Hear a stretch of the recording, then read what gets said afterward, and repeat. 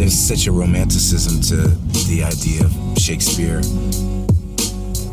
Yet here's a spot. Damned spot. Out, I say. The language is so evocative and strange. Shakespeare always says, it's me, it's you, it's us. It is his great gift. Good afternoon. My name is Max. Welcome to Jared to Jared. On this week's episode, the Jareds will discuss William Shakespeare's Macbeth, Ethan Hawke's PBS special, nostalgia, Anima and Animus, the Moon Lit Courtyard, and much, much more. Are you listening? Tomorrow and tomorrow creeps in this pretty... Oh, fuck, hold on. Let me start over. Tomorrow and tomorrow creeps in this petty pace from day to day to the last syllable of recorded time. And all our yesterdays have lighted fools the way to dusty death. Out, brief candle. Life's but a walking shadow, a poor player that struts and frets his hour upon the stage, and then is heard no more. It is a tale told by an idiot, full of sound and fury, signifying nothing. So good. All right, Macbeth. Incredible line. Yeah, quite seriously. possibly one of the best lines in the history of wine making, right? Why? What makes it one of the best lines? Well, first of all, the poetic structure of Shakespearean, English, the way that he writes is incredible. On that's more on the objective side. However, I think it's super impactful because it's sort of shows like the insignificance of the human experience, right? Yeah. And I've been thinking about this a lot actually lately. Me and my mom were eating dinner the other day, and we're just talking about how crazy it's going to be when Dalton, my kid, is like a senior citizen. And then Henry, my brother's kid's going to be like as old as my dad or something like that. And they're going to be talking, Jared to Jared podcast, you know, Dalton, all this. It's getting crazy. And literally everyone who is currently alive right now, this second right now, listening to Jared will be dead one day. Yeah. And that's happened over and over and over and over and over again, right?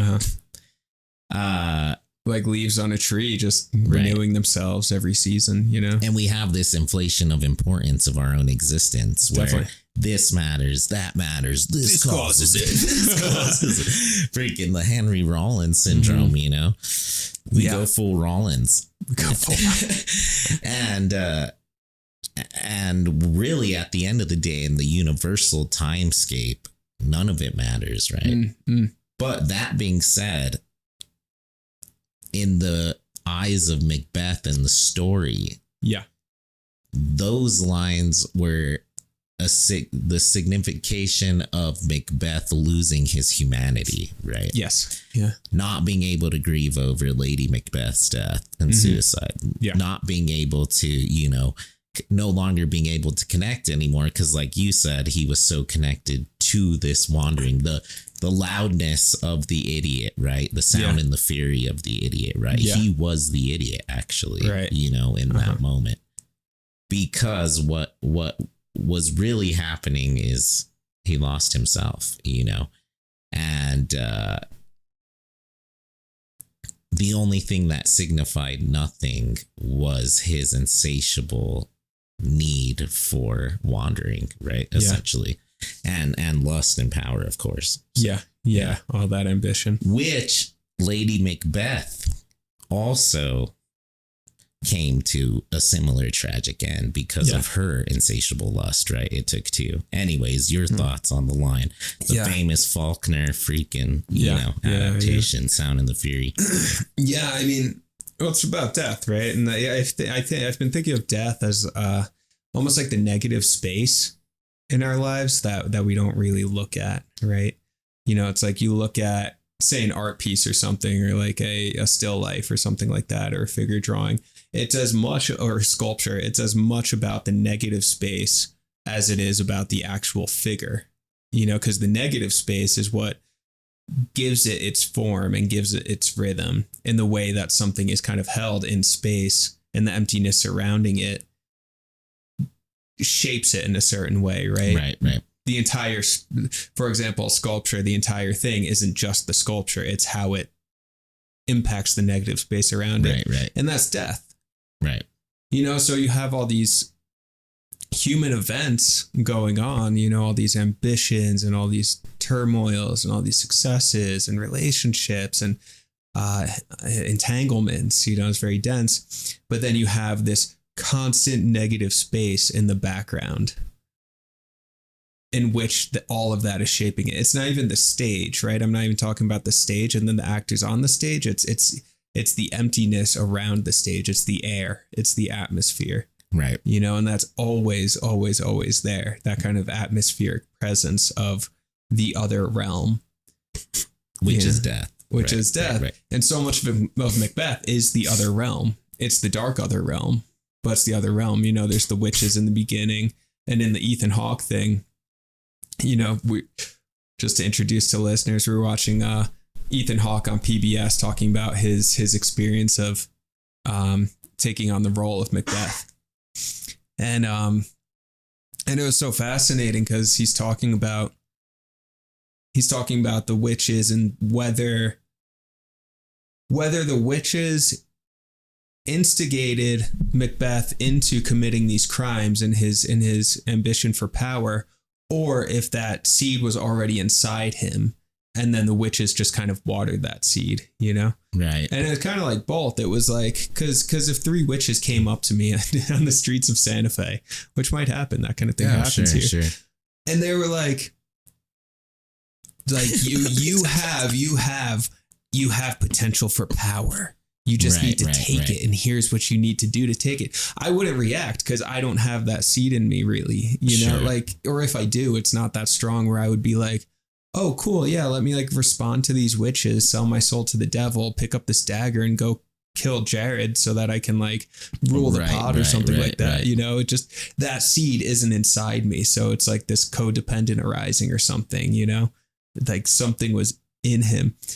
So I don't know, just death, all of that. But to come back to the line, life's but a walking shadow, a poor player that struts and frets his hour upon the stage, and then is heard no more. It's wild. Yeah, it is like this like deranged, ugly plant that just like arises out of the ground and then dies just as quickly as it arose out. And around it was all this, yes, sturm and strong, just like storminess and chaos, and then where'd it go? It just recedes back into that negative space. Right.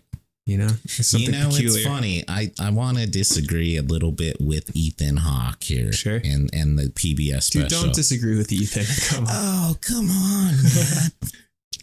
Disagreement already.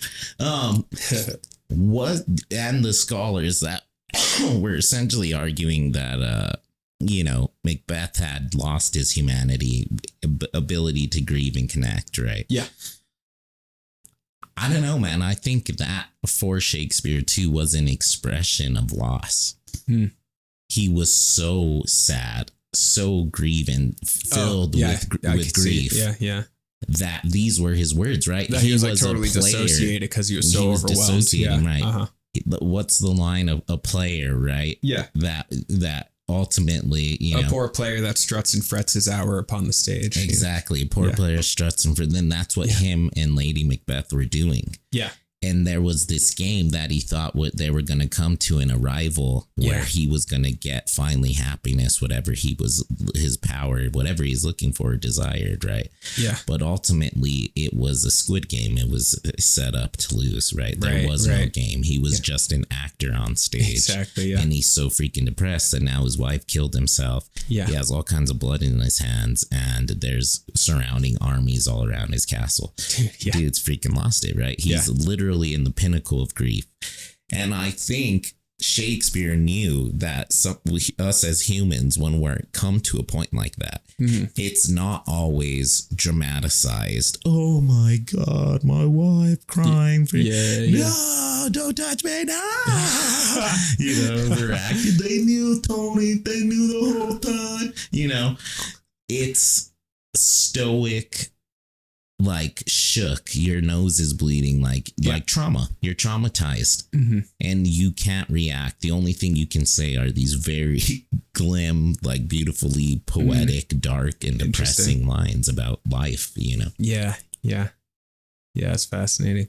And the whole line about like the poor player on the stage, like Shakespeare does this in his other plays too.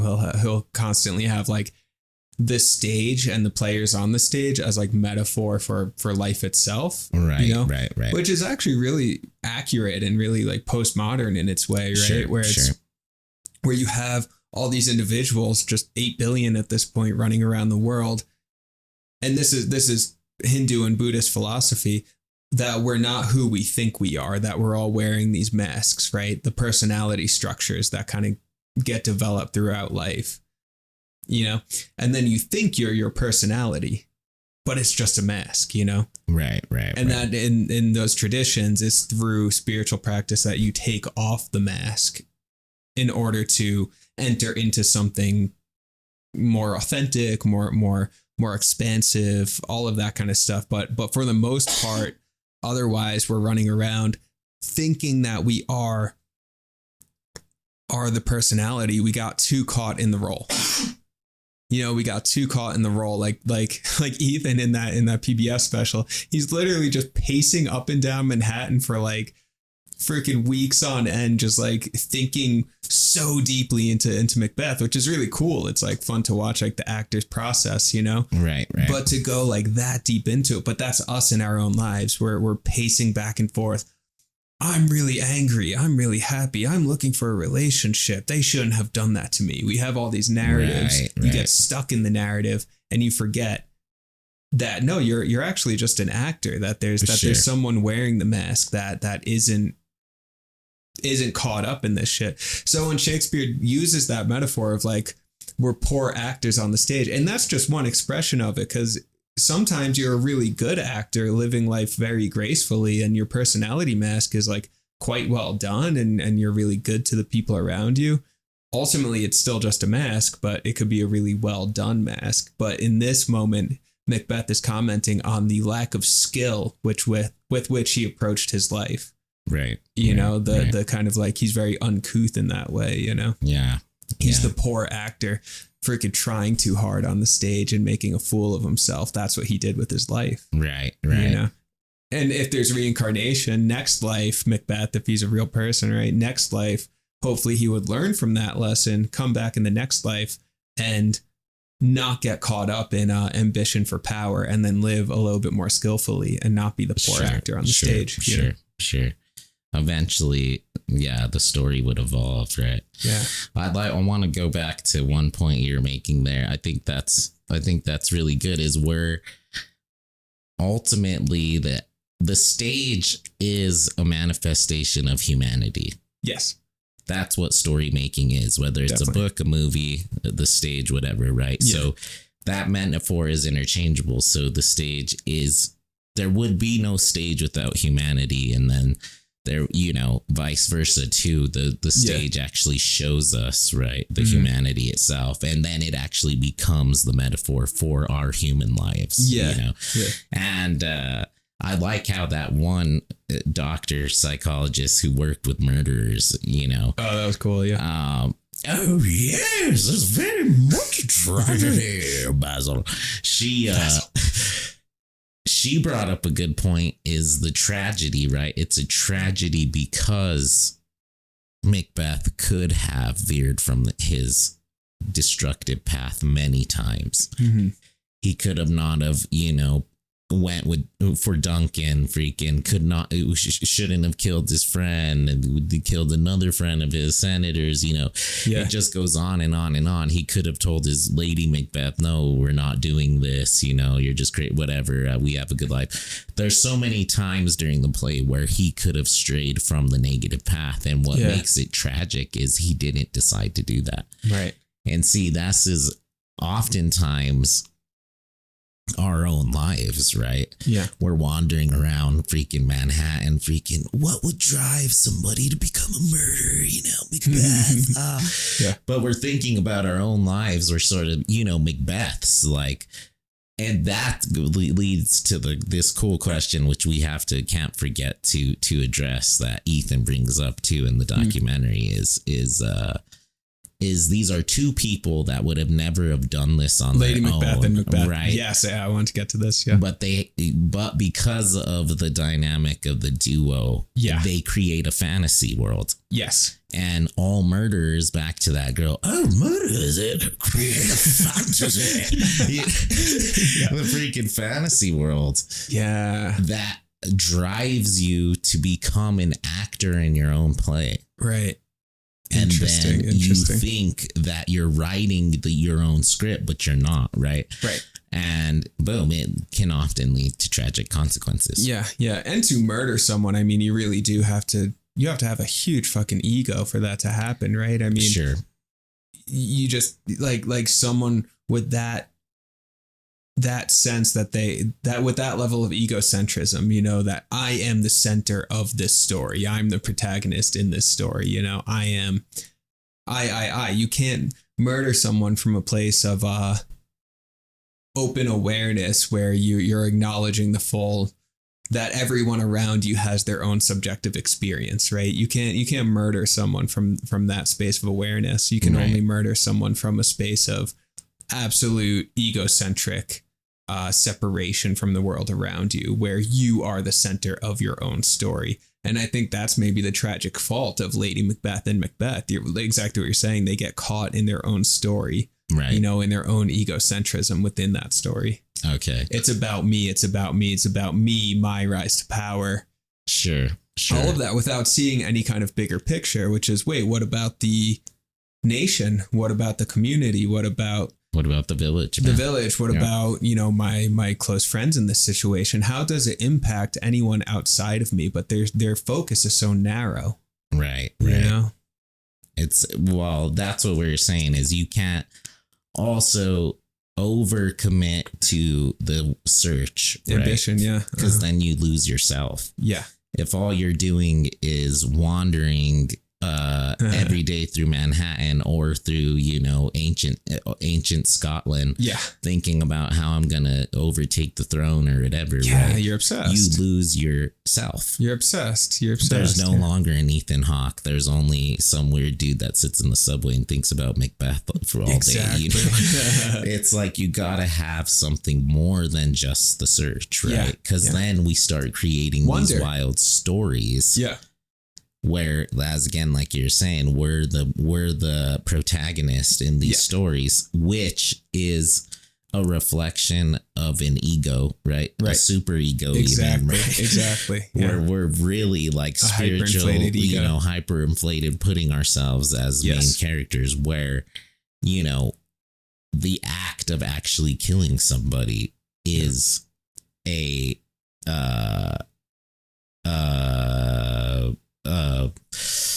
trying to think of the right word, but I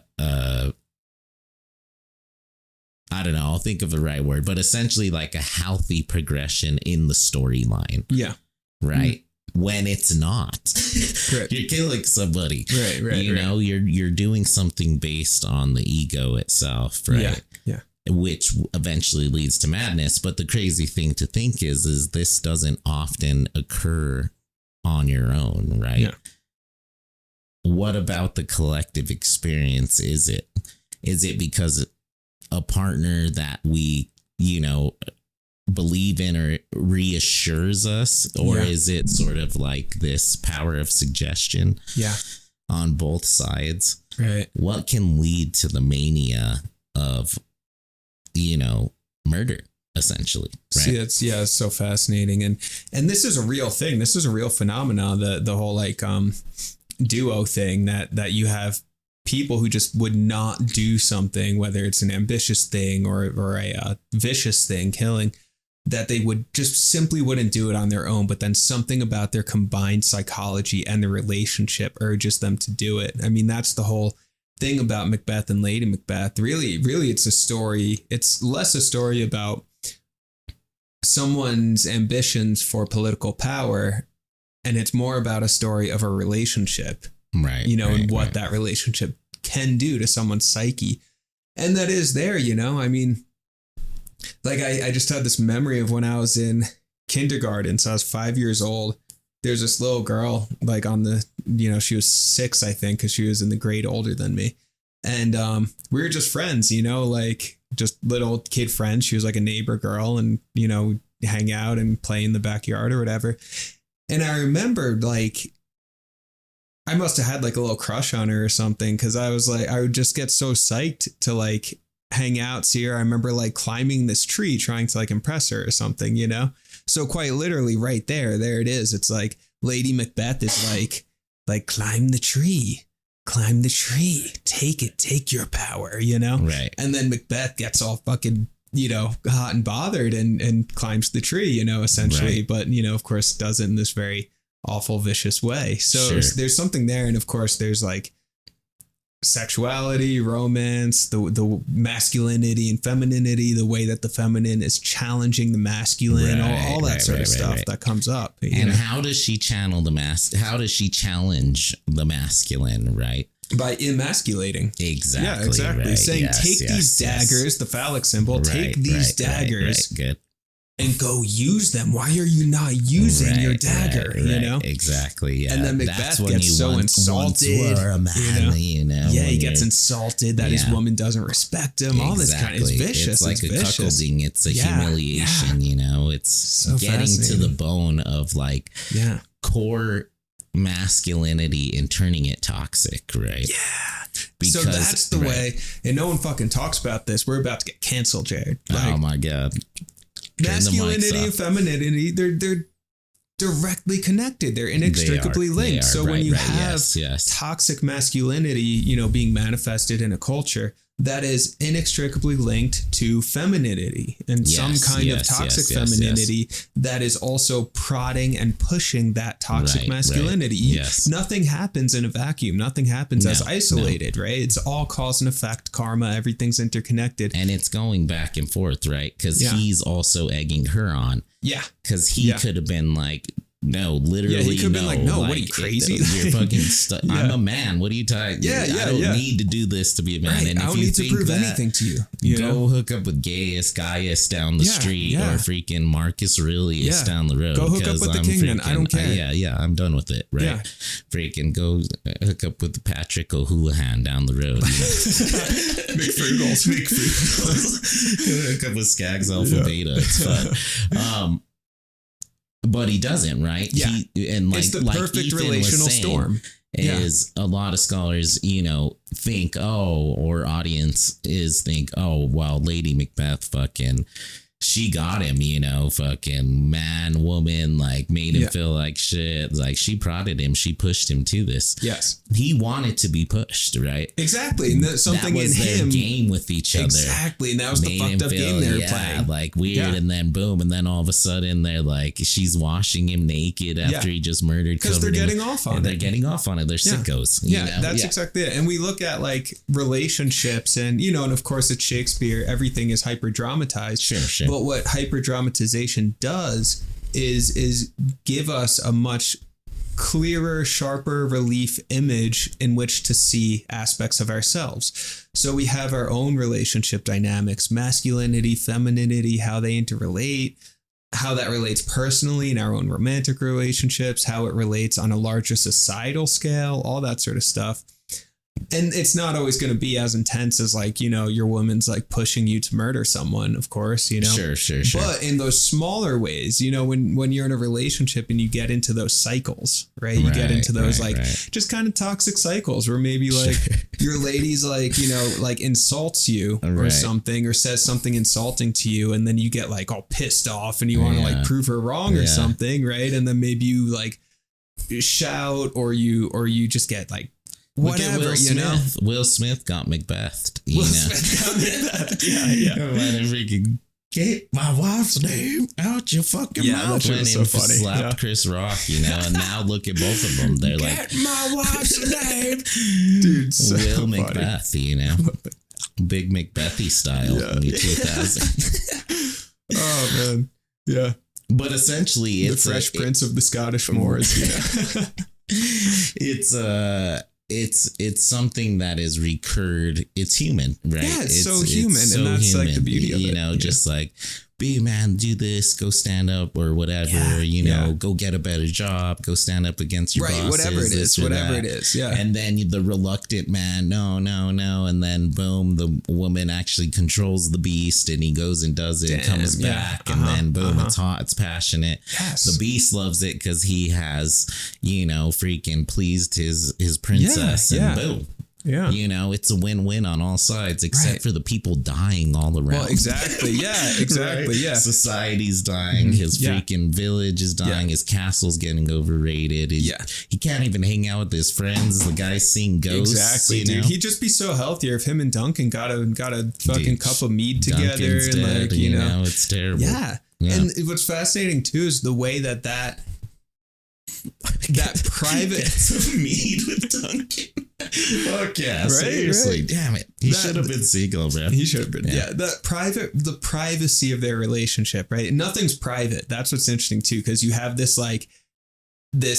analysis, I guess, of private space and public space, right? Sure. So you have this very private relationship between Macbeth and Lady Macbeth, which is a really fucked up relationship. And then the toxicity of their relationship spreads out to the public sphere, to the community. Like you just said, people are dying because this couple has a fucked up relationship.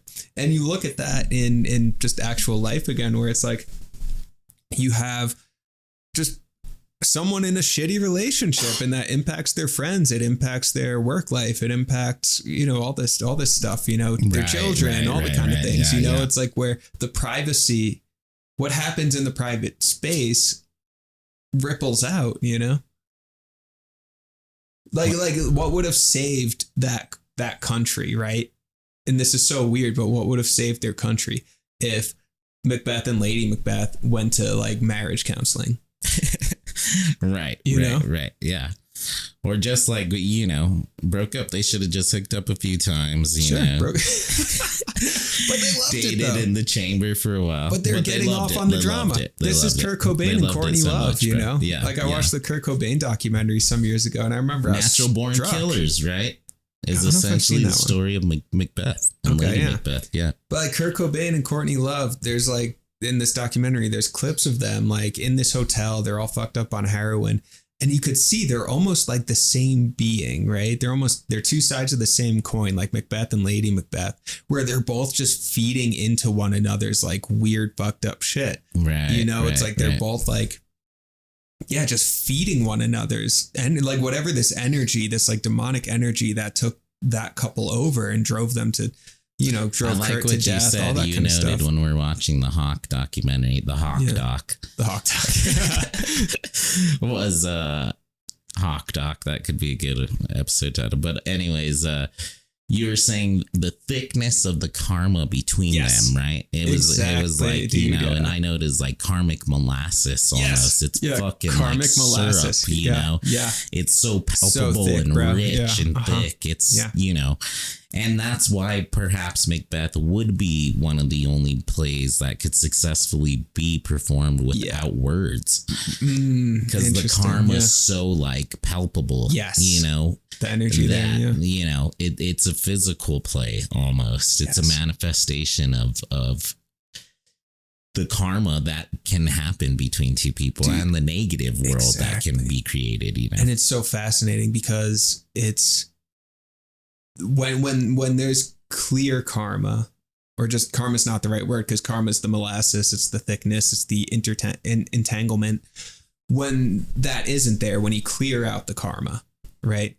It's spaciousness, it's free flowing, it's, you know, it's, let's say Lady Macbeth tries to goad Macbeth and just the karma isn't there. Macbeth would be like, no, like, what? No, what are you, get out of my fucking castle chambers. Like, what are you talking about? You're insane.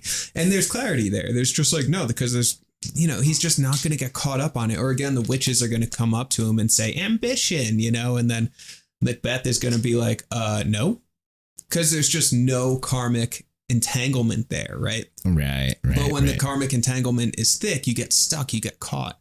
You know, you get, or vice versa, right? I mean, Lady Macbeth, if she didn't have that karmic entanglement, she wouldn't get so stuck on the fact that Macbeth isn't ambitious or achieving his potential for power. She would just kind of be like, oh, I'm going to go find someone else, or just, okay, you know, it's like, I have, you know, I respect that he has his own individual life and is doing what he wants to do, and that's okay. Go date the local baker. Yeah, whatever. Just the karma isn't thick, you know, but that's what relationship is. And this is like the field in which we learn. You know, we're on that walk and talked a bit about relationships are, you know, how we grow ideally. You know, Ram Dass has that line I mentioned, like, we're all just walking each other home. Right. Like, through our relationships, we're growing with one another. We're showing each other who we are. Right. And Macbeth and Lady Macbeth, they took it in the wrong direction, but there's potential for growth there, right? Say, this karma is thick. Whoa, right. Let's go get some counseling and work through this together so that we can reduce the karmic load. Yeah, hopefully before you both tragically die, you know. Mm-hmm. Dude, think about the Ram Dass, all right? Almost as a horror, though, too. As a what? As a horror. Okay. HORROR, right? Say we're in this world, right? Yeah. And we're trying to get to destination, and we meet relationships, friendships, you know, relationships with animals, coworkers, family, you know, the people we love, whatever, intimate relationships. Yeah. And they're leading us to a place, right? Yeah. So we're sort of children in this place, as in we don't know where to go. We need somebody to hold our hand to take us places, totally. Right? Yeah. Two things frightening there. Yeah. Over isolation. So you're never led anywhere. You're always lost. Okay. You're continually lost, right? Yeah. No connection. Yeah. Number two, horrific fucking Ari Aster scenario. Yeah. Is you look up and you've been getting led. Oh God. And you look by up and it's Pennywise or Pele, right? Yeah. And they're leading you in the wrong direction. Exactly. To fucking Mordor or Hal, right? Yeah. And you're like, oh shit. Or the Macbeth's, you know, outcome, which was, you know, suicide and freaking death by sword, you know, from your enemies. So, exactly. So I think it's important to remember where we're getting led, how we're getting led. Yeah. Keeping a tab on the karma that we're manifesting in our relationships, right? To make sure that we're being guided by the right spirit guide, so to speak, the right shamans, right? The right shamanic path, because you could, that scenario can go wrong lickety split. Definitely. Yeah. No, well said. I mean, because you have, if we're looking at this in karmic terms, there's karma. I want to say good karma, but that's not the correct phrasing. I guess depending on the tradition you're working from, but that's a side note. So I'll just say good karma. There's good karma where you get linked up with someone and then it becomes a path for growth. You get into a relationship and and then, you know, they set you off, something happens, right? And then there's conflict. And then you work through that conflict and now there's resolution. And then through that resolution, you gain insight. And through that insight, some of the karma dissolves. Sure. Right. But then there's bad karma where it's just thick. You know, it's Macbeth and Lady Macbeth. It's Kurt and Courtney. It's all that. You're being led by the hand by freaking Pennywise. You're just. It's spiraling out of control. It's not healthy at all, you know? And then you catch a glimpse in the mirror and you realize that you're Freddy Krueger. Mm-hmm. You know, you've turned into these two monsters walking together down the wrong path, right? And you're both leading each other down the wrong path, you know? Yeah, exactly. And then you in turn are not only being guided to the wrong place, but you're also guiding somebody to a wrong place. So the fucking karmic exchange of those two bad karmas are palpable. It's thick. You cut it with a knife. Yeah, it's messy. But that's the funny thing, though. Let's take it back down from the over dramatized, right, Shakespeare to the more like day to day. You know,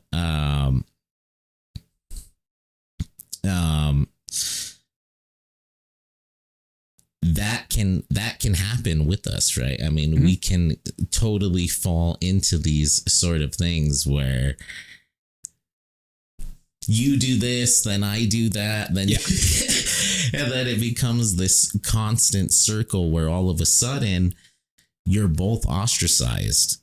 Yeah. And what brings sometimes people together is trauma and ostracization, right? So if you're alone and you're at the bottom and nobody else is there except for each other, well, then you become even closer, right? Yeah.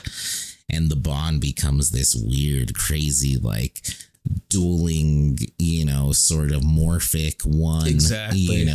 Where you're both Macbeth, neither of you have first names, you're just Macbeths, you know, and you're both this like cosmic sort of, bad wave that's coming at the shore, crashing just over and over and over and over again, right? Exactly. Until at the end of it, one of them blames the other. And the relationship usually ends. Exactly, yeah. Like all the bad relationships like my friends have been in or I've been in. Yeah.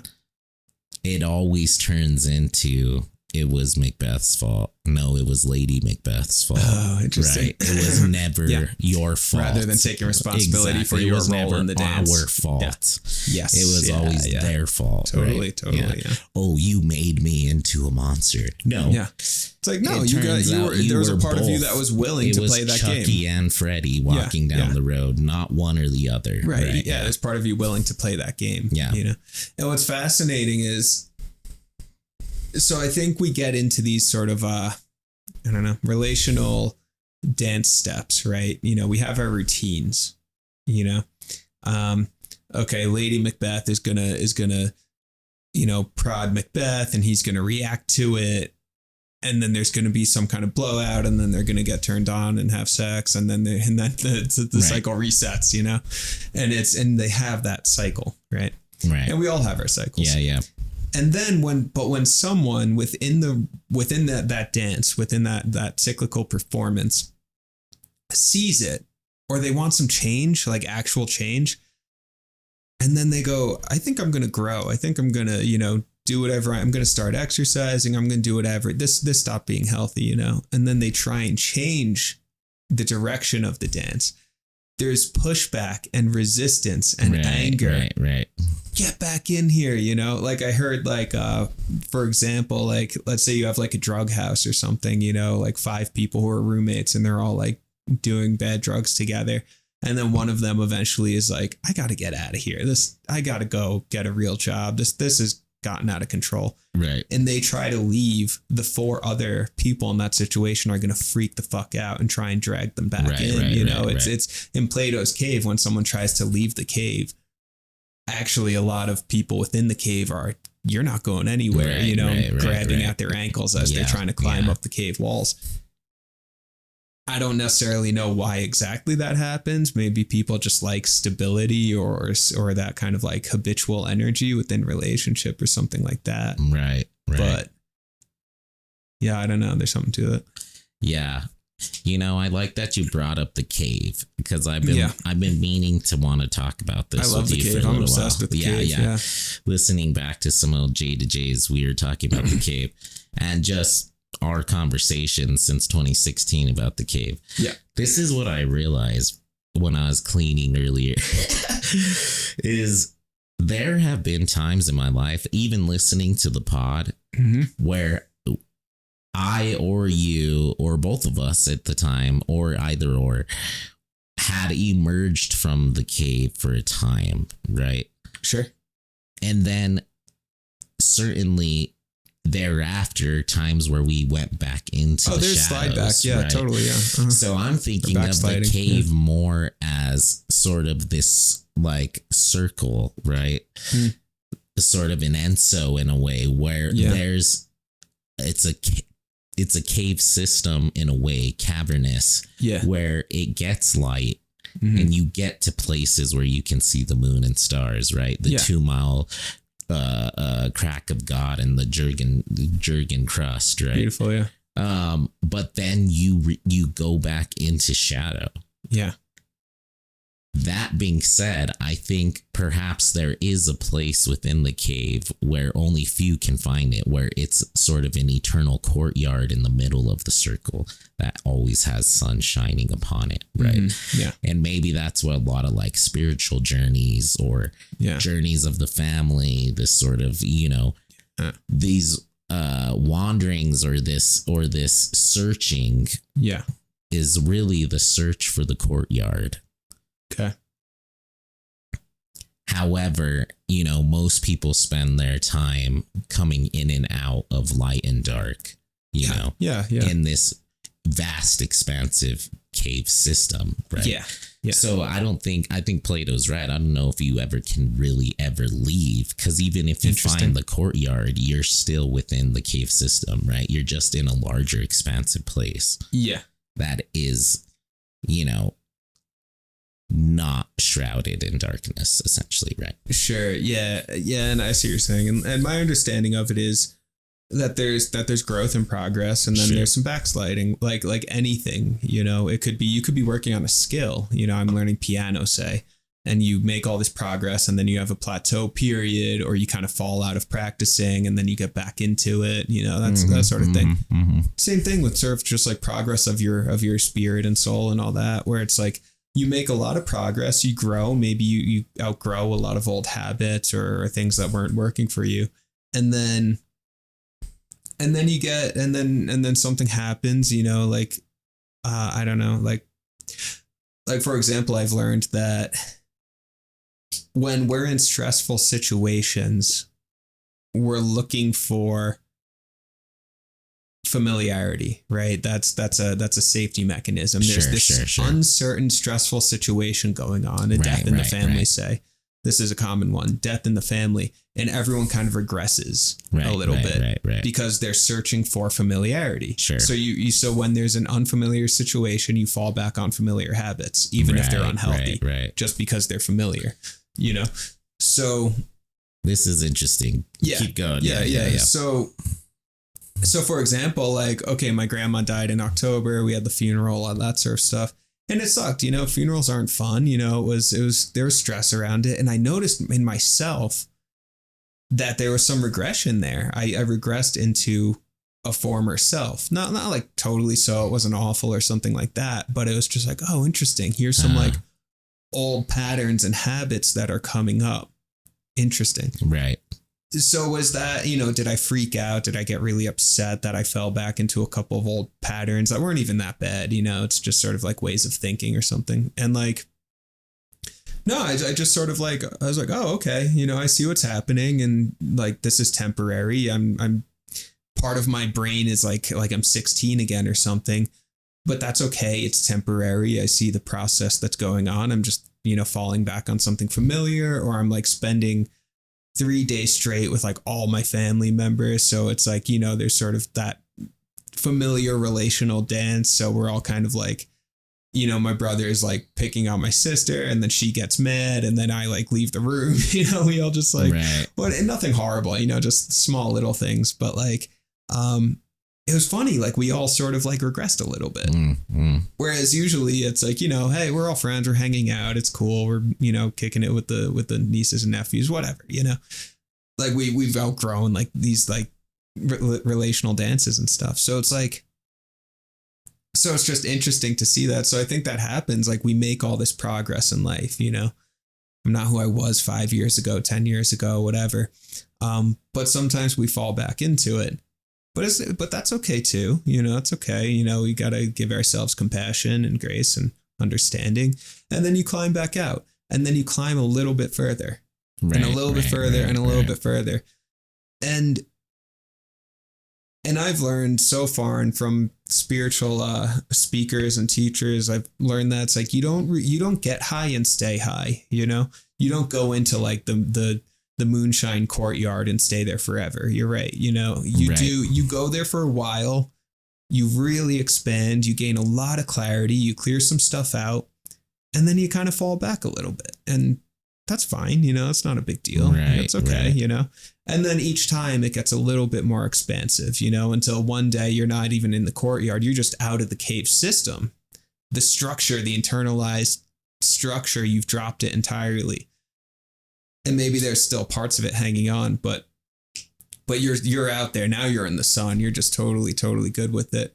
But that takes a long time. We're talking like a 50, 60 year process of just going through a human life, leveling up your soul over the course of decades, So I think it just takes a long time. Which I think doesn't happen for most humans ever. No, most people don't self-actualize. I think the furthest most humans get is to the Moon Courtyard. Yeah. But the Moon Most Courtyard people don't self-actualize, is a courtyard because it's attached to something. Exactly. Which is There's the still cave, containment. right? Yeah. Yes. Now, individuals like Jim Morrison and shit, I feel like they actually somehow escaped into the sun. They got pretty far. Yeah. And they were out there and they died, young. Yeah. Because they're out there, Some of those guys, yeah. And we were talking about this last night, the sort of shamanic figure, the role of a shamanic figure, what that is. And like some of them do, Jim Morrison, this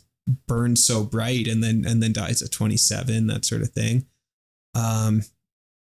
You have these writers, philosophers, Lord Byron, Shelley, whatever, all these guys who just like burn so bright that they burn out, But then there are the teachers and the figures that do spend, the full 50, 60 years of spiritual practice. And then they're fucking real open and that's there too. And that's there too, That's there too. But kind of the main thing, just to recall from last night, like the shamanic life is not easy, it's not for the faint of heart. It's not about comfort, it's about expansion, and expansion is hard. Right. So to leave the cave is not fun. It's not easy. It's much easier to stay in the cave and, it's uncomfortable, but you get to kick it in the meat hall sometimes with your buddies. Like, and which can be achieved even not through direct spiritual, like organized spirituality, but totally. Even like, I like what you said, just living a human experience, exactly, or life, right? Look at Daniel Craig, dude's arrived. Yeah. Dude's arrived. He's out of the cave. He's wearing his like cute little scarf. Oh, the little interview is so funny. Yeah, so good. Okay, so think about this. Last night we were saying the millennials are one of the most nostalgic generations of people, right? Yeah, this is it because we're so traumatized that we want to kick back to what we used to know, comfortability before 9/11? Right. Do we want to? It seems all of us want to go back to the 90s, Nickelodeon. Yeah, there's such a 90s VHS, nostalgia, like Blockbuster. Oh man, because what happened, I think, is we were progressing as a generation. Totally, yeah. And then boom, 9/11, wars, COVID, freaking you name multiple it. economic crises. Terrible shit, assassinations, all this stuff happened. Yeah. Economic, two of them, right, collapses. We went back into the cave, and not only did we go back in, we went back into this weird nostalgic movie theater. Where we just want to watch. Because it's familiar. Watch the last time that we left the cave. Where we're in the courtyard, and now we just have a bunch of relics from the last time we were in the Moon Courtyard, but we'll forever now die in this cave movie theater of nostalgia. It's a little sad. Will we ever continue moving on? I hope so. I don't know. I have so many thoughts on that. I'm just going to take a bathroom break. Let's do it. Be right back. Let's do it.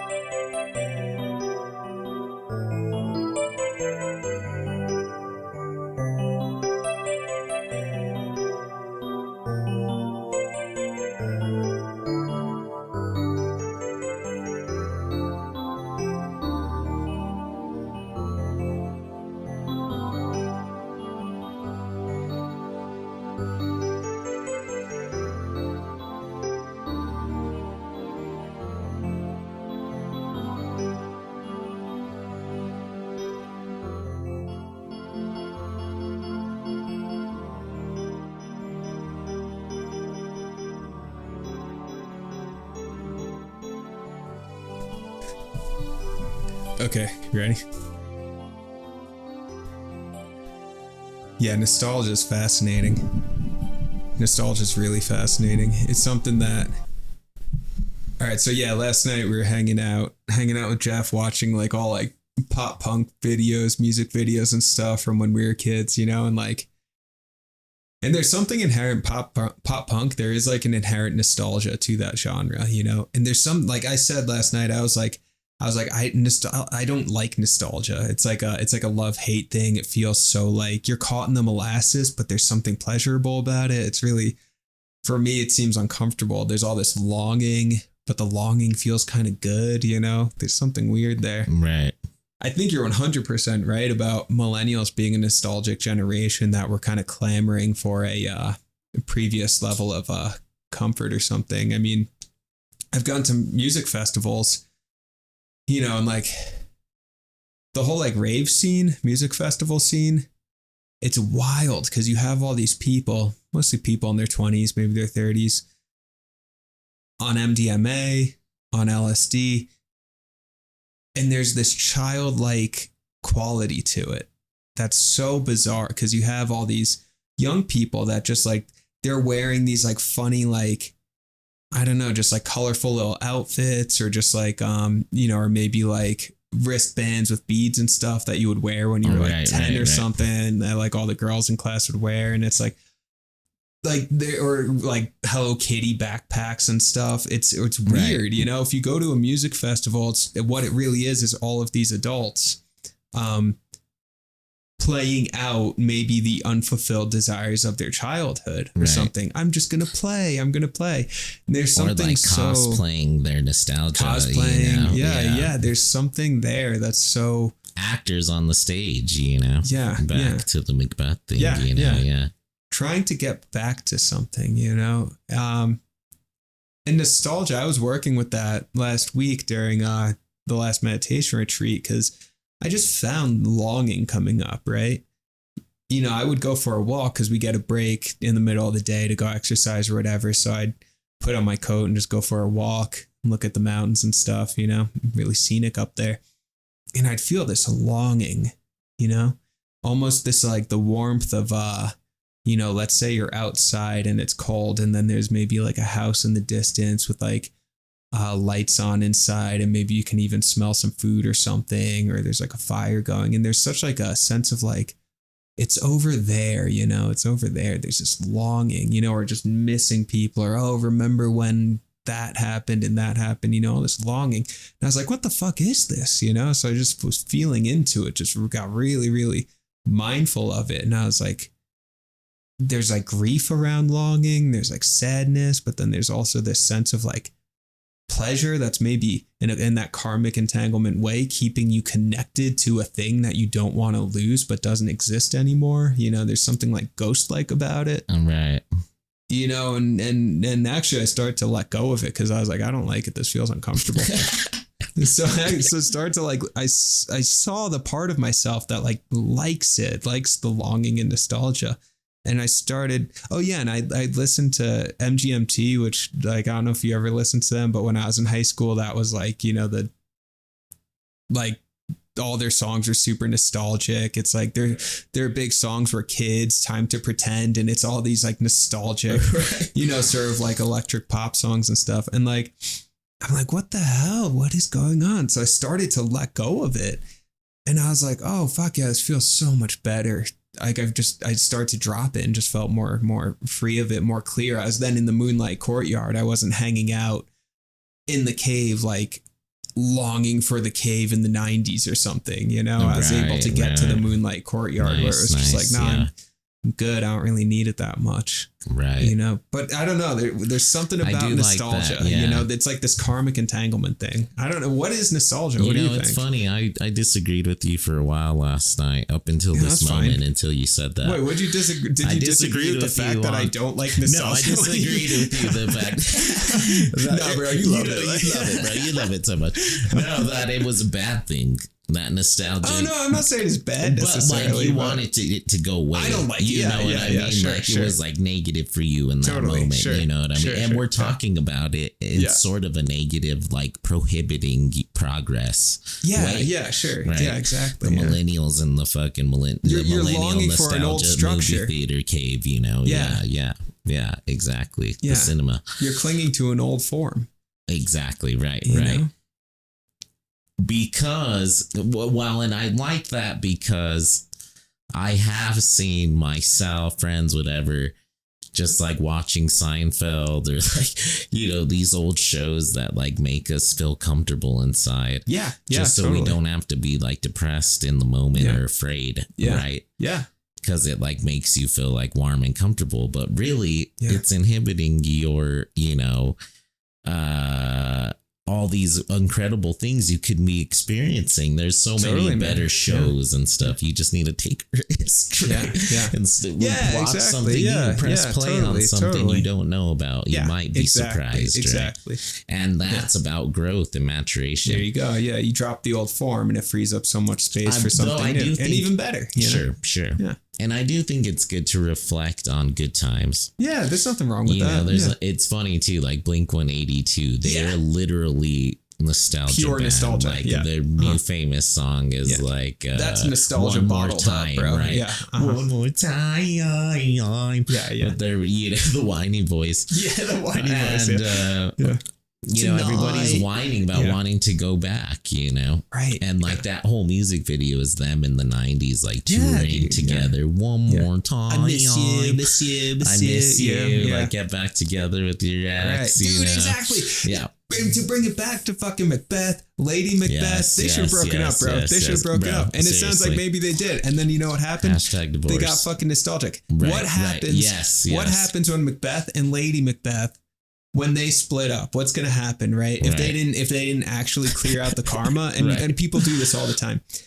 They split up and they're both going to go sit in their respective rooms or like, you know, complain to their friends and then go like sit and like, I don't know, try and get on Hinge or Tinder for a week, but then it doesn't work out. Find some other Scottish lord. And then they're going to be sitting there. Oh man, remember that time that me and Lady Macbeth went on that walk on the heath and it was just so beautiful. I just miss Lady Macbeth, bro. Like, oh my God, I just miss her, bro. Like, yeah, there were some tough times, but you know, that's any relationship. I just really miss Lady Macbeth. I mean, she loved me. Remember the time like I killed someone and then she like bathed me after and it just felt like so she really cleansing. Cared about my career. You know, she pushed me to like be better. And I'm over here. And then Lady Macbeth is like, you know, trying to hang out with like these other like lords and dudes around Scotland, and she's just like they don't have it, man. Just like, I miss Macbeth. I miss Macbeth. Right. They like, I miss you. They don't listen to it. I miss you. Yeah, they're listening to Blink 182 as much as like, And then they get back together and continue their fucked up cycle. Exactly. I think that's why I don't like nostalgia. You know, and I'm not saying like, you know, I'm not demonizing it. No one should feel nostalgia. No, like that, you know, I get it. And like, I feel it too. It's like we have good times and we want to get back to those good times for sure. But I don't like this, the self-limiting aspect of nostalgia. You know, the way in which it circumscribes your perception and outlook and keeps us from moving on to something else. Because, dude, if fucking Macbeth and Lady Macbeth fully cleared out the karma, they were like, nah, this wasn't good. We actually need to just end this. I'm gonna go be alone for a while and heal. So many people don't do that, dude. We've talked about this. People like leave a relationship, fucking 3 weeks later, they're in a new relationship because they don't want to sit with the discomfort of processing and being alone and healing and all that shit, right? So you fucking leave and then you're immediately in something else, right? So let's say they split up, took a year. Merovingian, right? Yeah, carrying their old shit into the new simulation. Yes. They split up, take a year, bro. Go fucking like, you know, do some journaling, do what you need to do. Archery, club, whatever, pick up a hobby, whatever you need to do. And then after a year, go meet someone else. Right. And how's that relationship going to go? Right. So much fucking better, dude. And then Macbeth is going to meet fucking like, when Lady Macbeth is like, listen, I don't really like your boss. He's talking shit. Yeah. And then, you know, Lord freaking McFrugal is like, hey, actually, he's a good guy. Like, that's not what he meant. I'm not going to kill him, you know. That's completely fine. I'll get promoted soon anyways. And then she's like, you know, you're right. That was fucked just up like, for me to say. Cool, man. Yeah. You're cool. This like, was a growing experience. Yeah, like, you don't need to fucking kill your boss. And what Lady Macbeth needed is to get broken up with. Just like, you can't talk to people like just this, like, that's you know? fucked up, Like, lady. that's You can't do fucked this, up. you know? That's toxic of you. You made me feel really bad about myself. I am a man, you know? Yeah. I am. And then she could realize, hey, I'm really hot. Sure, I got the bosoms of a goddess. Yeah, you know, village feeders, bro. but Beautiful, yeah. Hey, I can't treat people like this. I can't push these men around and be like not so cool, mean, man, you cool. know. Yeah. And then fucking Macbeth too. Like he'll be like, he needed to get broken up with, and just like, dude, maybe I do need to stand up for myself more, you know, and like do better at my job, and fucking, hey, this is, you know, maybe I shouldn't be seeking out these Pittsburgh Nallies so much, you know, and like grow up myself and stop complaining so much and leave this terrible job. Maybe I don't even want this job. Right on. Fuck this power, Fuck you this know. Power. There it is. I feel like you just answered a lot of your questions, Barrett. Yes, there. yes. So it's like Macbeth has all the answers. That's it. So there's just like, have to look to Ethan. Seriously. Yeah. So there's an alternative reality where they both do the healing thing, take a year, and then probably have wonderful relationships, or at least better, because they were able to let go of it. But when you get caught in the nostalgia, that drags you back to your ex or the old situation or blah, blah, blah.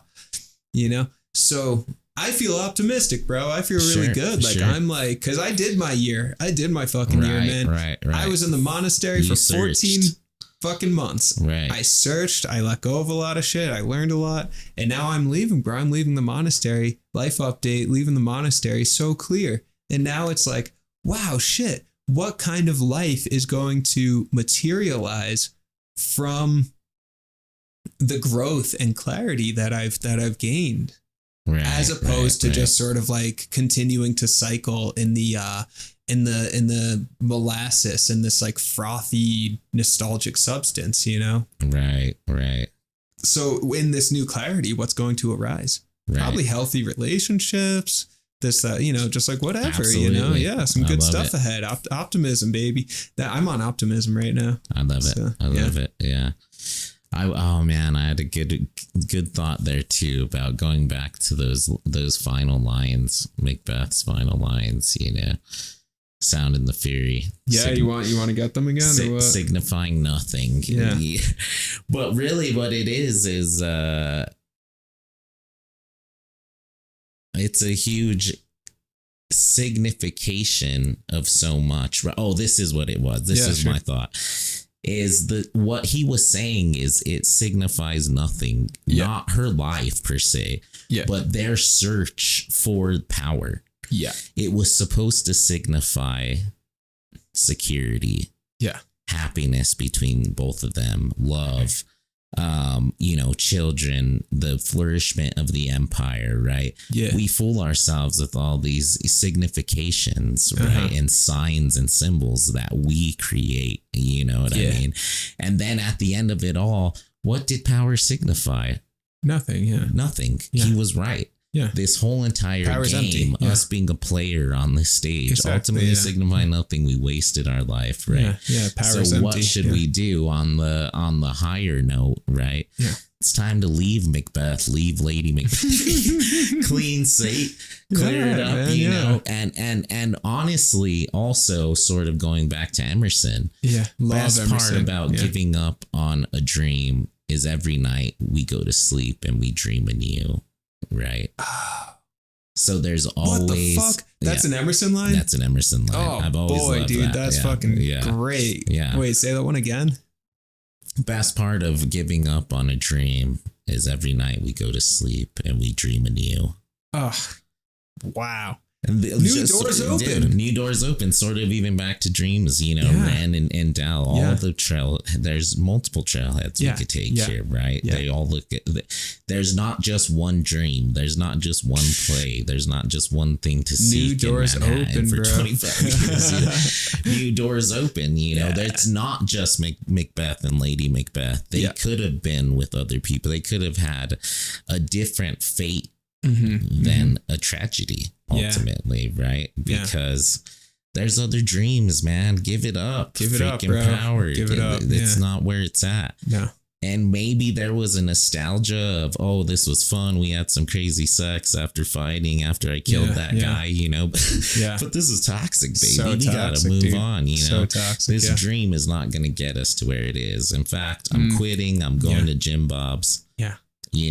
And I just need to be single for a year, right? Because this was a crazy relationship, Dude, Well. Fuck, man. See, and that's the thing. Is like, if Macbeth and Lady Macbeth, they didn't even have to break up. Let's say they both decided, right, within the context of their relationship, you know what? I think we both need to do some growing here. Right, I think we both need to do some self-work. Cause lady, let's admit we're in a bad cycle right now. This isn't great. You're trying to make me kill some people. Right. Not a good situation. This is really intense. Right. I kind of do want to kill people, but that's a lot, And then let's both take some time and figure this out. We could even do it together, Right. But then for that to happen, both parties need to be on the same page with that. And this is where a lot of relationships fall apart. Yeah. One person wants to grow and the other one doesn't. Like the dance you were saying. Exactly. Right? That's what I'm trying to say. Right, yeah. Right. You need, and this is my goal for a relationship. I'm back on the market now, left the monastery. Ladies, hit me up, Email in the comments. Freaking like this, that's my goal, is to like end up meet someone, get together with someone who's not Lady Macbeth, but who's like Lady McJared, bro, wants to like it's like, this relationship is a opportunity for growth. We're both going to grow in this process. We're going to do it with awareness. Ram Dass, baby. We're just walking each other home. Dude, that's all. To Lady McJared. That's all I want. No, I think that's a great goal. And see, that's the beautiful thing about Shakespeare, right? Yeah. Like that actor was saying is that's his secret power. Is to say, oh, look at that fucked up individual over there. It's him, bro. What a wicked do. It's all me. It's all me. You. Yeah. It's us, right? And that's why this is such a great episode. We'll do more Shakespeare's in the future. I love Shakespeare. I hope. Also, Jared's freaking my new Shakespeare pod. It's gonna be coming out. Oh yeah, fuck yeah. Stay hold for details. That'd actually be pretty cool if we did like a Shakespeare pod. I'm going to. I just want to. Hopefully, me and you can brainstorm like a good format. You know? But that'd be a lot of fun. Because Ethan really killed it. Yeah. Ethan would love our the Shakespeare pod. Doc was amazing. Yeah. But what I'm coming to is that it's always a parable. There's something to learn from every play, right? Dude, and in this instance, this is a learning experience to look at the tragic relationship of the Macbeths. Right. And sort of, you don't have to necessarily leave each other, but if you can look at the karmic molasses that you're fucking building here, maybe you can add just enough water to dilute it enough that you could change the recipe. Yeah. Right? Love that. Yeah. What if Macbeth left to go kill his boss and he came back with the daggers, no blood in his hands? Yeah. And was like had a flowers in the other hand and tickets to like Greece, on a chariot, and was like, listen, lady, I love you. And this has been so crazy and fun, but I just quit. I decided to quit the Senate and Duncan's going to be the king now. Yeah, I got us freaking 2 chariot fucking passes to Floston Paradise. We're out of here, We're freaking, let's go, We're taking, Hagrido-san and we're out of here. Yeah. And freaking, And they could have made it work, you know, but I think it's the self-awareness to break the illusion, which is, you know, so hard to do. That's it, bro. Because that's and in spiritual practice, meditation practice, what it really is the development of deeper and deeper awareness and attention. Because that's the thing, you know, it's like most people are sleeping. Right. And what that actually means is that Macbeth and Lady Macbeth, they're actually not even seeing it. Right.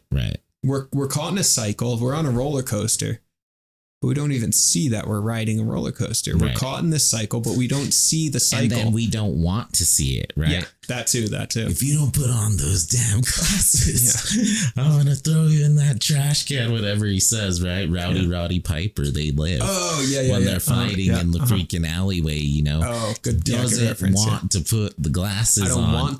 He doesn't want to see. I don't want to wake up. He doesn't want to see, exactly, right? And when we're in a relationship, a toxic one, it's carnal. Exactly. Yeah. We don't want to. You're not seeing Macbeth was an easy sell. He wanted Lady Macbeth to be like, just say it, you know.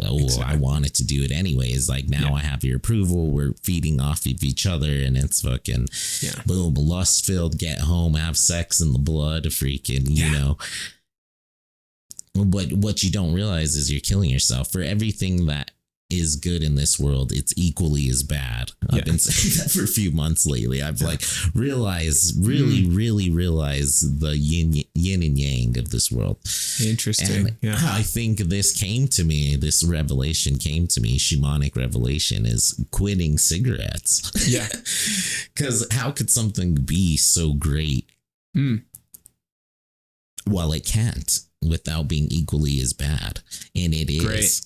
Great. It's like the worst thing for you in the world, but it's like the best really thing enjoyable. To be cigarettes. You could like avoid and monetize your own mental anxiety and depression simply by smoking something. Interesting. How wild is that? That right? is wild. Yeah. But it's equally as bad. It kills you. Tears apart your insides, your biological, you know, you stink, all this stuff, like, you know, and boom, for everything equally as good, equally as bad. Yes. So, you know, there's something to say about that with the Macbeths, right? Yeah. The sex, the passion, their love, their connection with each other, right? Sure. When he sees the ghost of the friend he killed at the dinner, she covers for him. Right. And then after everybody leaves, they're laughing together, maniacally giggling and laughing. Right. They just murdered the two people at this point, you know. But they're one. Exactly. They are Macbeth. Yes. Right. No Mr. Macbeth, no Lady Macbeth, no John Macbeth, no Isabel Macbeth, just Macbeth. They have this. Yeah, they literally have the same name. Yeah. That's something to be desired, right? That's something that was a lot of human individuals spend their entire life seeking a relationship that close. Oh, right? Yeah. But it's equally as bad. They're freaking murdering people, you know. So it's crazy. You gotta strike a balance. You know? Agreed. Yeah. I really love the cigarette metaphor because, like, Emerson. Speaking of him, have you ever read Compensation by him? I don't know. Wonderful essay. No. It's exactly what you're describing, but it's Compensation, where he's essentially saying that there's a cosmic law of balance and equilibrium.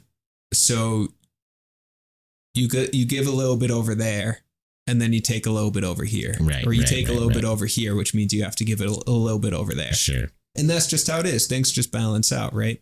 So you're right. Okay, you get the relief of smoking a cigarette, but then you're going to have the later lack of relief, you know, illness, whatever, right? Or I was thinking like, okay, during these retreats, I'll take some Advil, because I'll get, like, you know, you're sitting there for hours, you're sitting on your knees, you know, your body's aching, you get pain, so I'll take some Advil. And I was talking to a dude who comes to our retreats, who the guy took so much Advil, he overdid it. You know, Advil, like he was taking like Oh, they're, six it's or like eight terrible for Advils a you day or in something, large, right? Yeah, quantities over time. So by taking 6 to 8 Advils a day, he was avoiding the body aches of, you know, sitting in meditation for extended periods. But then he actually got some, like, it was minor, fixed up pretty easy, but like he got like ulcers in his stomach. Right. So, okay, do you want the pain now or do you want it later? Right. Like that's essentially it, right? Like, you know, it's like, okay, do you take a little bit here, but know that you're going to have to give a little bit over there. Right. You know, so there is this law of compensation where it's like every pleasure is going to balance out with some kind of pain. Yes, you know, everything has its cause and effect. You know, it's which is pretty clear and simple. It's like, oh, cool. You want to like have a really good party night and drink like 8 beers and whatever. It's like, okay, that's fine, you know, but also accept that tomorrow you're going to have the hangover and that the high and the hangover are actually two sides of the same coin. Right. You know, exactly. Yeah, you took a little bit here. You used up a lot of dopamine. Right. And now you're going to have to recover from that. Right. That's okay. It's not a moral issue. Sure, There's nothing wrong with it. It's just know that that's what's happening. It's the give and take, right? And we do that. I think you're right. Yes. In our relationships too, where it's, you have sure, you can get your dopamine rush from this, like, you know, the excitement of this relationship with this person. But there's also going to be something that needs to be balanced out in that process. Hey, you made me think of something interesting, perhaps. So everything that's good is equally as bad, right? Yeah. But it's interesting to see it from the black to the white. Everything that's bad is equally as good. Okay. Say more. So think about it in the Macbeth situation. Murder is terrible, right? Yeah. With a partner, but the goodness of that equalization was this carnal like relationship they were able to partake in. Right? Yeah, exactly. That was the like high of the relationship. Human, right? Exactly. Yeah. Just like a heroine, you know, take heroin and you're always chasing that dragon forever, you know, trying to get back. So for everything that's also bad can also be equally as good. So it's important to like keep a keen eye, right?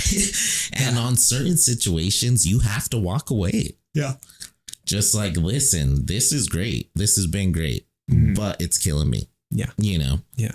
And I'm gonna go get some Zenicinos and like stop smoking, or I need to break up with you and go start dating Lady McFrugal, you know, or like just be single or something like that, because ultimately my humanity is getting lost by the dominance of one side or the other of the yin yang, right? Yeah, exactly. And and this is a Macbeth too, where, you know, at the very end, he is now surrounded. He's in like actually kind of like a World War II Hitler moment, you know, like Macbeth is in his castle in his bunker and he's surrounded by all these troops, you know, who are coming for his head because of everything he's done. Right. I mean, that's the karmic payback, you know, that's the hangover after the high of, you know, he's having crazy sex with Lady Macbeth. He's like just had the thrill essentially of killing someone. And you know, he's getting promoted in his job. Yeah, he's getting promoted in his job. He's becoming king. Power, you know. So he did it. You know, he achieved his ambition, but then the other side needs to come through. But was the good worth the bad, you know? Maybe it depends on the person. Some people like, maybe he died the happy, high, you know, on the battlefield. Did what I needed to do. You know, I got so high, you know? Right. But I think it's, I mean, in my own life, you know, I think it's more of a, generally, you know, I'll have I'll like use up some dopamine here and there, but like for the most part, it's more about equilibrium. You know, it's like, you know, exercise, meditate, do whatever. It's like, it's about, equilibrium, you know, than it is about the intense roller coaster, you know, bipolar, like high highs and low lows, you know. Right. The like sort of, and that I think that's also maturation in general. When you're younger, you're more apt to oh, let's do this, and we need to be together, and I need to prove myself to this girl, and she needs to. I need to prove myself to this man, and you know, you get locked in this crazy freaking search, which through age and maturation, hopefully you can grow out of and learn from and change, whether that be together or apart or whatever the situation is, whether it's a job or, school, college, a relationship, whatever it may be. Right. Yeah. You find your equilibrium. You're not so caught on the highs and lows of it. And I think the illusion, I'm curious what you think about this. The illusion of the highs and lows is that we want the pleasure. We're human. We don't like pain and we like pleasure. Generally, they're, pretty simple. And and we're always trying to scramble toward the pleasure, toward the light. We want the yin, but we don't want the yang, However, anytime you do that, there's going to be pushback and it's going to, you're going to drop back into the dark, into the yang, all that.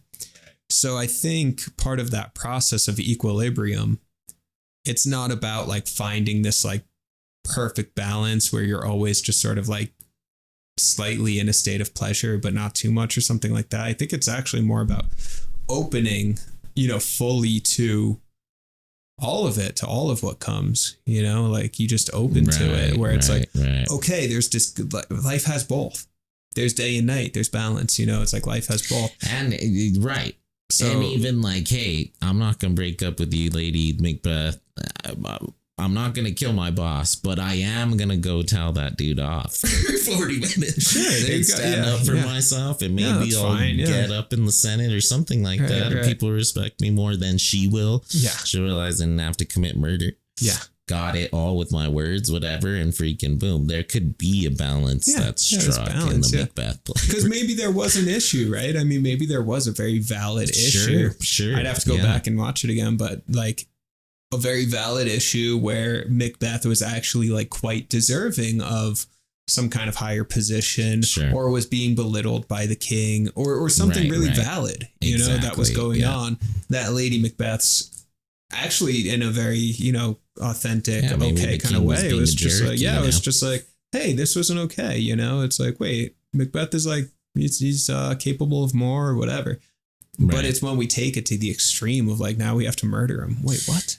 And see, I think that's what we should ultimately avoid is finality. Yeah. Finality. And we're like thinking about, I'm thinking about the actor when he said he interviewed 2 murderers. Oh, this was cool. Yeah. And he asked him the question, do you ever dream of your victims? And what was the line? Only during the day. Yeah. Only, They both said only that, when I'm awake. And they were interviewed separately. And they both said, how interesting. The only thing that they both said coincided was during the day, right? Yeah. That's so interesting. So crazy because, and going back to the lady, right? What it is finality. It's absolutely bizarre. Traumatic. Because it is, right? You can't go back. Yeah. And then we get that awesome scene of Ethan in the subway, just like staring 1,000-mile stare, thinking about Macbeth's finality. Yeah. And the broken sentences, the sentence structure. God, Shakespeare's a genius. Yeah, seriously. After he murders, right? You get this short staccato like sentence structure. And that actually happens, that psychologist was saying, with murderers, the people that have killed somebody. How is Shakespeare their language so chains, you fall good, apart, Yeah. Oh, that guy was an alien. Dude, like, it's unreal. He had it doesn't make sense that he existed. He had sort of like an intuition that was so deep that it was like Jesus level. Yeah, no, it was like he understood humanity on a Jesus level. And that's what Jesus did, right? Was stories, parables. Right. Yeah. Shakespeare was Jesus. Jazzed up Jesus, essentially. Yeah. Yeah, he just saw, his vision was just so clear. Right. Like, I guess that's like, these geniuses, like look at Leonardo da Vinci. It's like that dude that I was reading, like he would go to this like little waterfall in whatever town, Florence, Italy, to this river and sit there and draw the patterns of the water falling and then splashing into, the river continuing on, and drew these patterns from it. Right. And it wasn't until the 20th century when freaking video cameras were invented that they could then film water slow down the video to like, you know, whatever, just like a quarter of normal speed, that they can then identify the patterns that Leonardo da Vinci was identifying in real time. Right. What the fuck? How like, wild. How, like, his brain was just that attuned that he's seeing patterns that we couldn't see until what, like 500 years later or something, when we had camera technology, you know, to slow down. And that's the beautiful image. thing I feel about language, right? And storytelling is Da Vinci, and there's artists, there's musicians. Yeah. They're blessed with this gift, right? They hear differently. Yeah. It's insane. They express tone differently, singers, whatever, right? Yeah. Or visual artists, they can see differently. Yeah. Of Shakespeare, right? He empathizes differently. Yes. Yeah. That's his great gift, is being able to, you know, express an idea of humanity. Right. To his audience in a very like beautiful and direct story. Yeah. You know, and I think that's his great gift. That's the magic. Yeah. Is finding that he knows humans. He's the ultimate fucking, so clear. Yeah. So another thing that comes to mind then is Carl Jung, Jungian analysis, the shadow. He talks about the Anima and Animus. Are you familiar with that? I've heard of it, but remind me. Yeah. So generally the idea is that, and you know, this was 20th century. So, you know, all these guys were just talking about male psychology.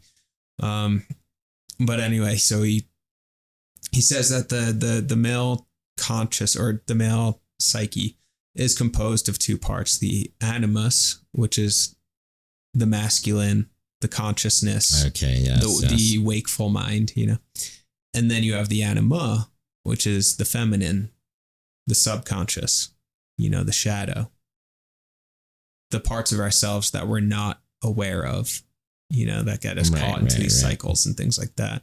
You know, he has this great line where he says, until we make the unconscious conscious, it will rule our lives, and we're going to call it fate. Nice. Like that. Yeah. You know, so the anima is the feminine, the unconscious, that's like kind of pulling the strings from the background. It's the moon, you know, the sun and the moon, all that. So it seems like Macbeth and Lady Macbeth could even be symbolic of these two sides of our psyche that are kind of warring against each other, yet unified in this kind of cyclical and toxic way, you know, that maybe there's this subconscious or shadow side that we're not acknowledging in ourselves. Yes. That then has an impact on how we operate in day-to-day life, you know? Right. You know, that's funny. You're making me think of sort of how we can create our own universe. Yeah. And in our relationships, right? Yeah. Where we're rotating around our own planet that we've manifested together, and one's the sun and one's the moon. Yes. And it's always this perpetual sort of, you know, going in orbit around, right? Oscillating orbit around each other. Yeah. When you're manifesting sort of your own like planet, like me and Camilla would always talk about this planet that we had that we would go to. Interesting. Only us would be able to go to it, right? Yeah. And on that planet we could communicate, be there, you know, and there's nobody else around. And in that moment, you're sort of in this way, the anima, the sort of the light and the shadow, right? Constantly revolving around. I like that. I like we're that. both, you know, and like it's like Jare to Jared, you know. Yeah. Left hand path, right hand path, you know. And like north and south winds. Duality, duality and synthesis, you know. And like listening to Taking Back Sunday. Taking Back Sunday last night, Q without the E. There's a line in that song: "You are everything I want because you're everything I'm not." Right. So talking about compensation, equilibrium, duality and synthesis, the anima and animus. Again, I think we often see or feel a lack. There's some kind of lack or insecurity, right? And then instead of going inwards within ourselves, healing it, whatever, developing different qualities and skills within ourselves, we externalize it, we project it onto another individual.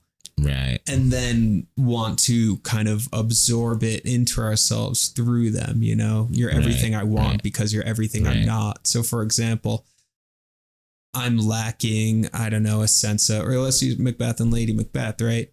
Macbeth at some level, and this is probably why he gets goaded, why he gets attached. Because again, he could easily just be like, you know, fuck you, Lady Macbeth. Like, no, I'm fine. I'm secure in my masculinity. Like, I'm good. Apparently he's not, right? Right. And that's why he gets caught. So you go, you know, so it's this sense of lack that, you know, oh shit, maybe I am lacking ambition. Maybe I am lacking power. Maybe there is this unmet need for success and recognition. And then Lady Macbeth seems to have that drive, you know? So then he is attracted to that because he's externalizing the desire for that in himself and then kind of pulling it in.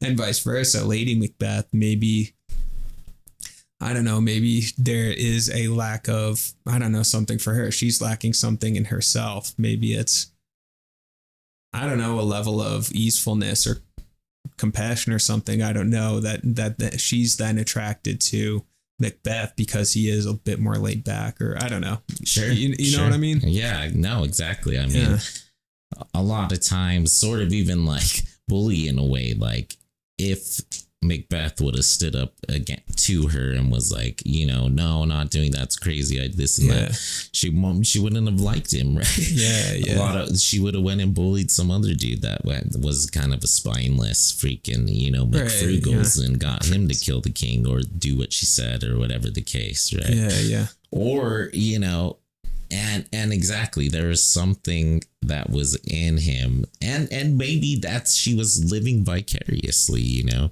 right, and wanted to have power in the masculine place of the king, and she could do this Hillary Clinton style, right? Hillary Macbeth. That was funny that they brought that up. That was funny in the Hawk Doc, you know, how Hillary Clinton was sort of the Lady Macbeth behind Bill, you know, this whole time, which is a little wild. Side note, dude, my dad had this worker. He was like successful immigrant story. He was like late 20s, had like beautiful wife, like became a citizen. They just had a kid, right? Yeah. And he like pulled his back or was having stomach pain or something like that. Like pulled his knee or something like that. So he's like one weekend, like, you know, from Mexico, didn't want to go to the hospital, whatever, didn't really know, you know, us brown people hate the hospital, but he was in like a lot of pain, so he's taking Tylenols. Died. Oh fuck. In 3 days he died. Oh my god. Tylenol killed him. Holy shit. And it was the Tylenol. Is that because he was taking like a ridiculous amount, or? I mean, yes, he was taking like 8 a day because he was so like in pain, 8 or 10 a day. Holy shit. But it killed him. Oh my god. And in quick, like, you know, holy crap. So, compensation, right? Hey, it was taking away his pain, but shit, you know, guy should have went to the hospital freaking equally as bad, you know? Yeah. Lady Macbeth taking away the pain, but, you know, leading you to your death, you know? Yeah. And look at what happened with Lady Macbeth. I like how they say she was this powerful figure in the beginning of the play, right? Yeah. She's a force to be reckoned with. She's the one pulling the strings, the puppet master. Yeah. Being John Malkovich, right? Going back to John Malkovich, she's the puppet master, but really who's getting their strings pulled? It's John, right? Yeah. He's the one who's the puppet, you know? And what happens to Lady Macbeth at the end of the play? Yeah. She realizes she's the puppet. And she's literally getting moved around in sleep paralysis, right? Sleepwalking like a puppet. Yeah. Yelling out, please, just one more blotted stain of blood on my hand, you know? Yeah. And then she kills herself, right? So clearly he was the Tylenol too to her, right? And she should have left his ass too. It's like, hey, Lady Macbeth, don't go hook up with spineless Macbeth. Freaking guy lets the king tell him off all the time, and like he drinks too much or whatever. You should have went for Duncan. Duncan's a good guy. He was like, you know, ambitious already, and you know, you should have like got out of that fantasy. Yeah. See, that's so fascinating, and I think I find the kind of like play of the masculine and the feminine so fascinating. You know, Way of the Superior Man. Remember that book? Oh, David it's gotten Data, some airtime love on it. JDJ, Yeah. but like I remember, dude said something about how like part of that masculine feminine play is like it's almost like the masculine is like a this like steady, stable island of rock Right. within a stormy ocean or something, Sure. right? Or actually not necessarily within an ocean.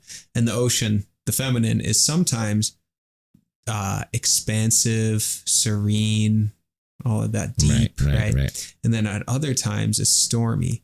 And then there's even a way in which the ocean gets stormy in order to test the stability of the rock, of the masculine, because it wants to know that it's stable. And I've heard this before, you know, like I'm reading about just relationship dynamics, listening to psychologists talk about it. There does, like generally heterosexual female psychology, there's this like desire to test the structural stability of the masculine, of their man, in order to make sure it's strong, you know, because it's like this, well, if he can't handle my storminess, how am I supposed to know that he can handle the storminess of the world? If he can't handle me getting upset for a while with him, how am I supposed to know that when there's a saber-toothed tiger outside the cave, he's not going to take care of it? Right. If he's freaking out about me, he's going to freak out about the saber-toothed tiger. And this is all subconscious, you know, I'm not saying, you know, women are manipulative or something like that. And, you know, it's like, it's just the interplay of these energies. So, so when Lady Macbeth is saying, you know, emasculating Macbeth, I wonder in her motivation, did she actually want him to go out and commit murder and take power and all that stuff? Or did she actually want him to just take power within the relationship? Right, exactly. Like, would that issue have gone away completely if she's like, you need to take these daggers and kill him? And Macbeth, just totally secure in his masculinity, don't fucking talk to me like that. Don't do. I'm not gonna kill anybody. I'm not killing anybody. No, yeah, don't talk to me like that. Right. Not okay. Right. I respect you, Lady Macbeth. I love and respect you, but do not talk to me like that. Right? Like, and maybe is not that what so she wanted? Maybe not so aggressive. Yeah. Maybe like we were saying, hey, I'm not going to do that. Yeah. Fucking, why'd you even bring that up? Yeah, whatever, you know, and then she would know. You're right. I should go talk to him. Like, I've been a bitch at work lately. The king really needs to hear it. Yeah, like, you know, sure, you're right. You know, that fucking hurt, but you're right, you know. Did she actually want to just test his strength and stability within the context of their relationship? Right. And then it went too far. Because he did kill, and then now she's, you know, blood on her hands too, when really she was just, you know, seeing if he'd fight the saber tooth. Yeah. You know. Yeah, exactly. Which there's other ways to show it, you know. Right. Yeah. Just need to jump on that chariot, man. To Ireland. Yeah. Freaking. Can you see in yourself, whether or not you want to, you know, share, you know, either way, but like that dynamic of like taking back Sunday, you're everything I want because you're everything I'm not, trying to fill, you know, a lack within yourself by seeking it out and you know, the form of a relationship or something? Have you absolutely witnessed that yourself? 1000%. Yeah. Right.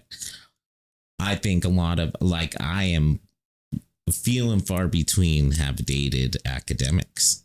Yeah. Because that's something that I've already am.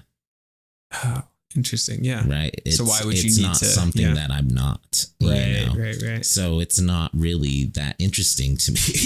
Right. It's not. I don't want it because I already have it. Right. Yeah. How can you want something you already have? Yes. That's so cool. Yeah. I oftentimes will date like service industry people, or like people that like, you know, whatever, dispensary girl or whatever, like works at the state or something, just something different. Yeah. You know, freaking real estate or something. So to get sort of that, experience of crossing the borderline of a human experience, right? Yeah. What is it like to do this for a job? What is it like to meet these type of people, to act this way, to think this different way, right? To have not read 1 million books that don't matter, right? What does it mean? Hey, it matters. Yeah. It matters, but what does it mean to be something else, right? Definitely. Yeah. Yeah. Yeah, that's cool. That's cool. Also, the name Taking Back Sunday. It's funny because it's like Sunday was taken from them, nostalgia. So they're trying to take it back because their Sundays were taken from them. So you're always constantly looking back. Pop punk. Yeah. Well, it's actually, they're a Long Island Jewish band. It's actually about the Sabbath. Well, sure. But I'm saying it could be, right? I don't know if that's true. Well, that's what I was thinking too, but that goes into it, because we used to not work Our on Sundays. Sundays are taken from us because of church and religion. Yeah. So we want to take those back, right? Yeah. So you're like nostalgic for your youth of Sundays getting taken away from you, having to go to church, right? I was thinking up until probably the 90s or 2000s, like Sundays, everything used to be closed. Back in the 50s, 60s, 70s, Sunday was like actually like a national day of rest. Like everything was closed. Sure. Until, and then just like corporate greed or whatever, they were just like, wait, we can make more money if everyone just worked on Sundays. And back to a real pain, taking your rest seriously. Yeah. Take the Shabbat, And shit, the Macbeths could have took their Shabbat seriously, and they wouldn't have been take your Shabbat on a murderous seriously. rampage. Taking back Sunday. Exactly. Yeah. Hey man, maybe looking back to nostalgia is not too bad. I think what it's good is to get it, learn from it, keep it with you, and evolve. But always have it there in the pocket. Yeah. Like I said, on a positive note, like sometimes it's great. Like when I get a runner's high 3-4 miles in, right, cross country or whatever, I'll think of like coolness moment of nostalgia. My brain will do that with the dopamine and the serotonin, because it was a time where I was happy and I like arrived at a communal space or with the villagers or at a library and it's stormy outside, Harry Potter style. Like I think there's something good to be said about it as well, reflected on it, but also not to be dwelt upon per se, because then you'll never leave the cave blockbuster. And I think gratitude too, as long as there's like, those fond memories arise, and then it's like, are you approaching them or feeling them from a place of gratitude, And I think it's good, like you're saying, gratitude, and not always like hating on your past. Yeah. Because I think a lot of Americans grind, win, do this, stack the bad. It inhibits progress. Think of the good. Yeah. My past sucked when I was younger. I was dumb. All my relationships ended. They sucked. I'm horrible. This. Stop. Yeah. Why can't, like the other day I asked somebody, I was like, they're criticizing me for always looking on the past with like such a bright eye, and it's like, hey, can I like see my like history from a like place of peace instead of hostility at all times? Like I want to look back on my life Byron style. Totally. I came, I saw, conquered, I lived it, I did it my way, Sinatra, freaking, and I'm not going to end up like Macbeth with a sword in my heart. Metaphorically, the love of my life killed herself because of our stupid game. Yeah. And literally, I'm dead on the battlefield, right? Yeah.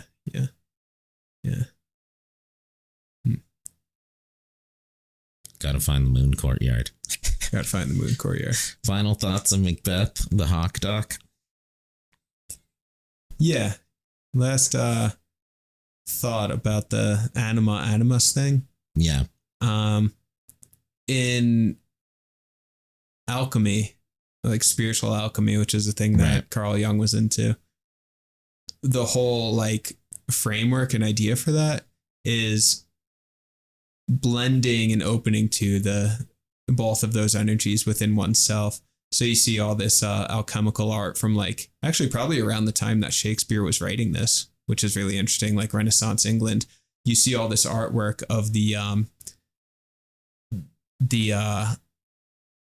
I mean, I guess this term's not appropriate like these days, but this is what they called it, like the sacred hermaphrodite, you know, where it would be this figure that had like a female face and a male face, or like half a male body and half a female body.